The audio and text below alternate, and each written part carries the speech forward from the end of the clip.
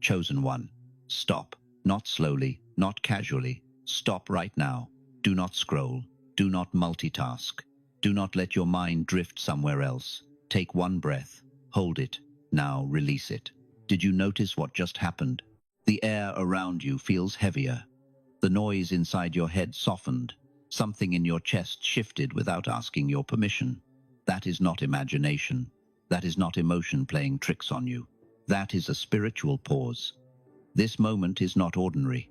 This message is not filler content to pass the time. This timing is not coincidence. God just stepped into your timeline and said, "This part is not meant to be shared with anyone. This part is not meant to be rushed through. This part is not meant to be watched with noise around you." That is why he said, "See this alone right now," because what he is about to speak into your life cannot survive interruption. It cannot land in a distracted mind. It cannot take root in a divided heart. So, he pulled you here, not by accident, not by algorithm, by divine appointment. Chosen one, listen carefully. God does not isolate people randomly. He separates them strategically. When a message is fragile, it is whispered. When a moment is sacred, it is guarded. When a transition is delicate, it is protected. God pulled you out of the noise because the next words he needs to plant inside your spirit cannot pass through fear. They cannot pass through old wounds. They cannot pass through other people's opinions, emotional residue, or the pressure you feel to explain yourself to those who were never meant to understand your journey. This message requires clarity, not reaction. And heaven knew that if you stayed in the noise 1 second longer, you might have responded from the wrong place. You might have said something out of exhaustion. You might have made a decision out of frustration. You might have opened a door that God already sealed shut.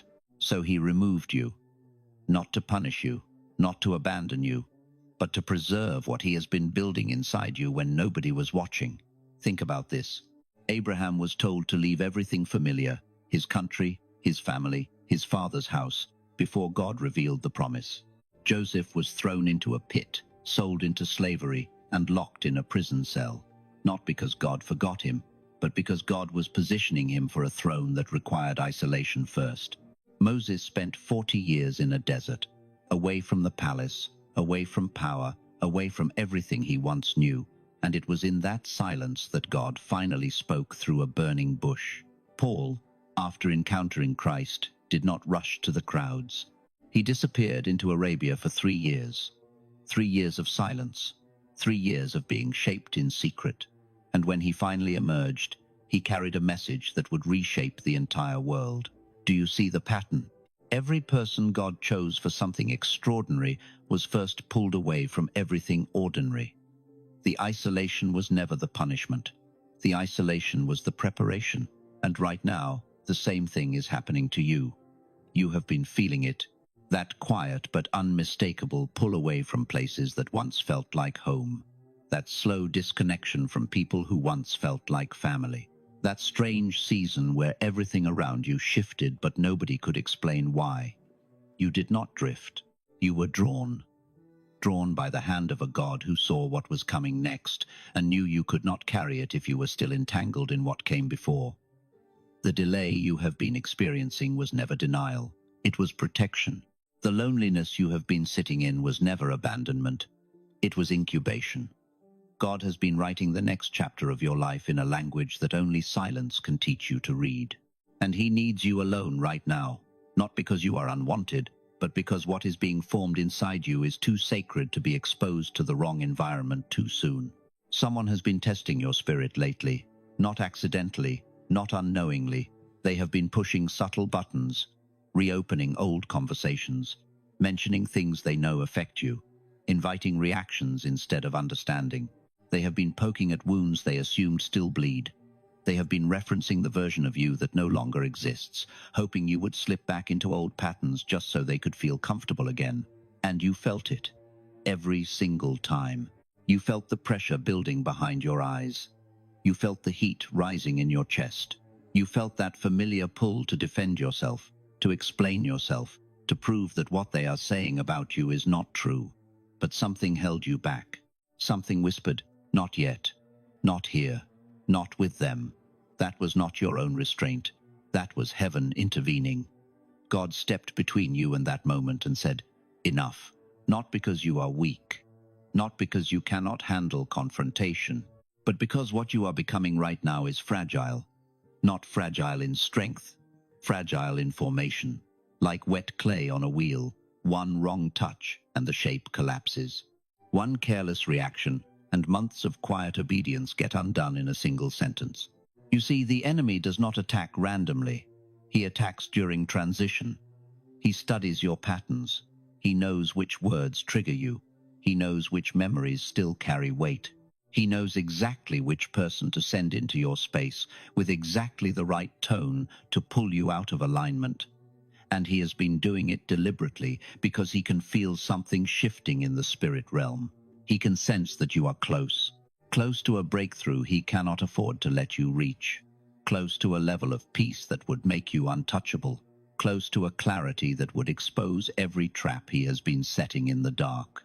So he sent distractions disguised as conversations. He sent provocations disguised as concern. He sent old faces carrying old energy into a season that was supposed to be clean. But God saw it all. Every text that was meant to destabilize you, every comment that was designed to make you question yourself, every so-called friend who suddenly reappeared not to support you but to study you. And God said, "I am pulling you out before the damage is done." Not because you failed the test, but because passing this test means walking away without saying a word. The battlefield is not in the argument. The battlefield is in your silence. And right now, your silence is the most dangerous weapon heaven has given you. Do not waste it on people who are hoping you will break, because every time you stay still when the enemy expected chaos, a chain snaps, a trap collapses, an assignment against your life fails completely. Chosen one, let us name what you have been feeling. You do not feel like explaining yourself anymore. You do not feel like defending your intentions to people who already decided who you are. You do not feel pulled into conversations that go in circles and lead nowhere. You do not feel energized by environments that once felt normal. Spaces that once felt like home now feel like cages. And part of you has been wondering, what is wrong with me? Why do I not care the way I used to? Why does everything that once excited me now feel heavy and draining? Why do I feel like a stranger in rooms full of people I have known for years? Nothing is wrong with you. Absolutely nothing. You are outgrowing emotional chaos. You are shedding a version of yourself that survived on reaction, on people-pleasing, on proving your worth through exhaustion. And that version served you for a season. But this is a new season. And God is upgrading your emotional posture from the inside out. Where you once reacted within seconds, you now pause. Where you once defended every accusation, you now discern which ones even deserve a response. Where you once explained your heart to anyone who questioned it, you now observe in silence and let God handle what words never could. That is not withdrawal. That is not depression. That is not you shutting down. That is wisdom installing itself into your nervous system. Science confirms what your spirit already knows. Research from Mount Sinai in 2025 found that stillness and meditation physically change deep brain areas tied to memory and emotional regulation. When you pause instead of reacting, your brain is literally rewiring itself. Your prefrontal cortex, the part responsible for decision-making and self-awareness, gets a chance to recalibrate. Cortisol drops, heart rate slows, clarity surfaces where confusion used to rule. So when you feel that your energy has become limited, precious, almost guarded, do not fight it. That is not a flaw. That is God marking this season as untouchable. Your energy feels scarce because it is being redirected. Every ounce that used to leak into arguments and anxiety and approval seeking is now being funneled into something deeper. Something you cannot fully see yet, but can absolutely feel forming beneath the surface. Trust the shift. It is not breaking you. It is building you into someone the old version of you would not even recognize. Pay attention to this. Your energy feels limited. It feels precious. It feels guarded, like there is an invisible boundary around you that even you did not set. That is because God has marked this season as untouchable. You are in a spiritual quarantine, not because you are sick, not because you are broken, not because something is wrong with your faith, but because you are becoming dangerous to the enemy, and anything that dangerous must be protected during formation. Think about what quarantine actually means. It means separation from contamination. It means removing something valuable from an environment that could compromise it. Jesus himself was led into the wilderness for 40 days before his ministry began, not because he was lost, because he was being fortified. Moses was hidden on a mountain for 40 days before receiving the commandments that would shape an entire civilization. Elijah was tucked away in a cave, fed by ravens, restored in silence, before God gave him his next assignment.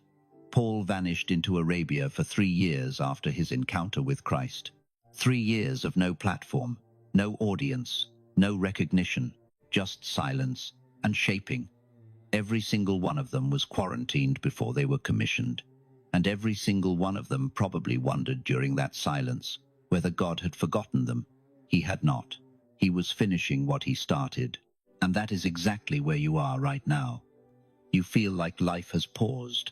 You feel like everyone around you is moving forward while you are standing still. You see others getting promoted, getting married, getting recognized, getting everything you have been praying for. And you are sitting in a quiet room, wondering if your prayers even left the ceiling. But here is what heaven needs you to understand. The delay is not denial. It is calibration. One wrong reaction in this season could delay everything God has prepared for you. One emotional outburst could reopen a door he already closed. One desperate decision made from loneliness could pull you into a counterfeit version of what he actually has in store. That is why you feel held back. That is why opportunities that look good on the surface feel wrong in your spirit. That is why certain people keep showing up, offering exactly what you have been praying for, but something inside you whispers, "Not this one." That whisper is not paranoia. That is discernment being sharpened in real time. God is not just protecting you from external threats.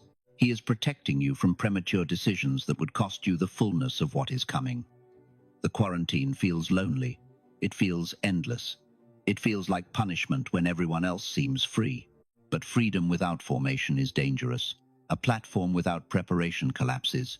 A blessing received before character is ready becomes a curse in disguise. So God is holding you here, not forever. Just long enough to finish what the noise would have interrupted. Just long enough to seal what exposure would have contaminated. Just long enough to make sure that when you finally step out, nothing and no one can send you back to where you came from. Your waiting room is not a dead end. It is a training ground. And the fact that you are still here, still listening, still believing despite the silence, proves that the quarantine is almost over. What is being built in you right now will outlast everything that was taken from you.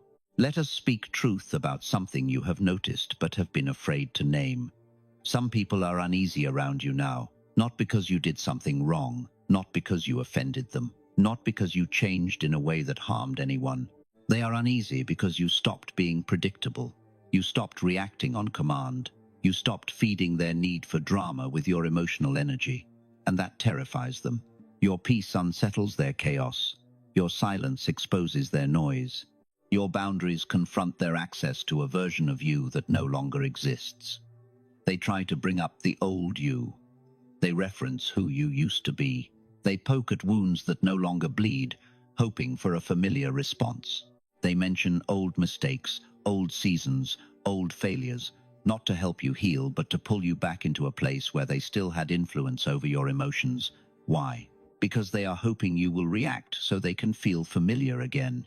So they can say, "See, nothing has really changed." So they can convince themselves that the distance they feel from you is your fault and not the result of their own refusal to grow. But heaven is saying, "Do not resurrect what I buried." You are not that version anymore. That version served its purpose. That version taught you what you needed to learn, but it was never meant to be permanent. And the people who only loved that version were never meant to walk with you into this next season. This is important. Silence is not avoidance. It is strategy. In Psalm 62, David wrote that for God alone his soul waits in silence. not because David had nothing to say. David was a warrior, a king, a poet. He had every word at his disposal. But he chose silence because he understood that some battles are not won with arguments. They are won with stillness. Calm is not weakness. It is authority. When you remain calm in a situation that was designed to break you, you are exercising a power that most people do not even know exists. Stillness is not passivity. It is obedience. Every time you do not react when provoked, a pattern breaks. A generational chain snaps. A trap that was set with your name on it collapses before it can close. The enemy expected panic. He expected defense. He expected a long emotional explanation that would drain you and give him legal ground to keep operating. Instead, you stayed anchored. You breathed. You prayed. You kept your mouth shut when everything in you wanted to scream. And that confused the entire kingdom of darkness, because they have no strategy for someone who has learned the weapon of holy silence. They can handle your anger. They can manipulate your fear. They can twist your words if you give them any. But they cannot touch a spirit that is resting in the presence of God and refusing to move until he says move. Chosen one, you are standing between who you were and who God is unveiling. And this space is dangerous, not because you are lost, but because both heaven and hell are paying close attention to what you do next. God is not just shaping blessings for you. He is not just lining up opportunities. He is shaping something far more valuable.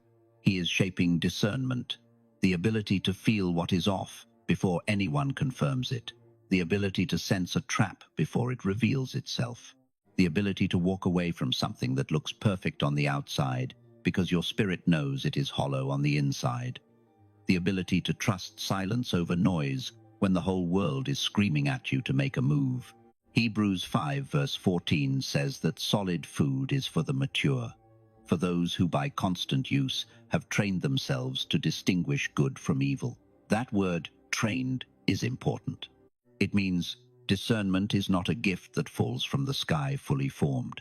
It is a muscle that gets built through repetition, through pain, through seasons where you had to choose between what felt right and what was right, through moments where you walked away from something everyone else was running toward because something inside you said, not this, not now, not yours. Every confusing season you survived was a training session. Every betrayal that blindsided you sharpened your ability to read people.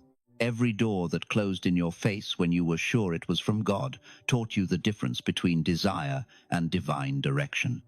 And now that training is almost complete. What is coming next is not just a blessing, it is a specific set of instructions, direction that must be received without contamination, without emotional hijacking, without the fog of unforgiveness or the weight of bitterness clouding your judgment. That is why God has been clearing the atmosphere around you. That is why relationships have been falling away. That is why old environments feel suffocating. He is removing every filter that would distort the signal. Because when God finally speaks your next assignment, he needs your spirit crystal clear, not defending, not overthinking, not replaying old wounds, focused, present, ready. 1 John 4 verse 1 says, test the spirits to see whether they are from God. That testing is about to become your greatest asset, because not every open door ahead of you is divine. Some are designed to imitate the very things you have been praying for. The counterfeit will look familiar, feel comfortable, even seem blessed. But your discernment, the one God has been forging in fire and silence, will know the difference. Trust it. It was expensive. It cost you loneliness, confusion, and tears that no one saw. But it is about to save your life. God is about to do something that will require no effort from you. He is about to expose motives that were hidden behind smiles. He is about to reveal intentions that were buried under flattery and false loyalty. He is about to uncover resistance that has been operating against you in secret, in conversations you were never invited to, in rooms you were quietly removed from, in decisions that were made about your life without your knowledge or consent. And he is about to shift relationships in a way that will shock you. People you thought would be there forever will fade. People you never expected will step forward carrying exactly what you need for your next season. Paths you gave up on will suddenly reopen. Doors you stopped knocking on will swing wide without you lifting a finger. But here is the condition. You must stay still. You will not need to speak. You will not need to confront anyone. You will not need to send that message you have been drafting in your head at 3 in the morning. You will not need to reveal what you know or prove what you feel. God will do it. What you endured privately, He will address publicly. Every tear you cried alone in a room where no one could see you, He recorded. Every night you lay awake wondering if anyone even noticed your pain, He was taking notes. Every lie that was spoken about you behind closed doors, He documented. And the court of heaven does not lose cases. What confused you silently, He will clarify openly. Those seasons where nothing made sense, where you felt like you were walking through fog with no map and no voice guiding you, they were not random. They were strategic. God was waiting for the right moment to pull back the curtain, and that moment is closer than you think. What hurt you deeply, He will redeem completely, not partially, not halfway, not in a way that still leaves scars you have to hide, completely. The kind of redemption that makes the pain look small compared to what it produced. The kind of restoration that makes people who counted you out stop and stare because they cannot explain how you got here. But only if you stay still. Only if you hold your position. Only if you resist the urge to take matters into your own hands when the pressure builds and the silence feels unbearable. Because the moment you try to force what God is orchestrating, you delay the very thing you have been waiting for. Heaven is not slow. Heaven is precise. And the timing of your breakthrough has already been set. It does not need your anxiety to speed it up. It needs your trust to let it land exactly where it was always meant to. Chosen one, before you leave this moment, do not rush away from what just touched your spirit. If something in you grew quiet while listening, if your heart felt seen without needing to explain a single thing, if peace settled in a place where noise used to live, that was not emotion. That was God drawing near. Right now, in this very second, heaven is watching how you respond to what you just received. Not with judgment, with anticipation, because your next move is sacred. Your next season is sensitive. Your next assignment is heavy with purpose, and it demands a version of you that only this silence could create. So stay calm, stay quiet, stay aligned, not forever, just for now. Let God finish what He started before the world tries to rush you into something He never authorized. If this message felt like it was written for you and you alone, that was not coincidence. That was confirmation. Take a breath, hold it, release it, and know that heaven is not done speaking over your life. Your silence is not weakness. It never was. It is the most powerful thing about you right now, and it is about to produce something that will make every painful, lonely, confusing season worth it.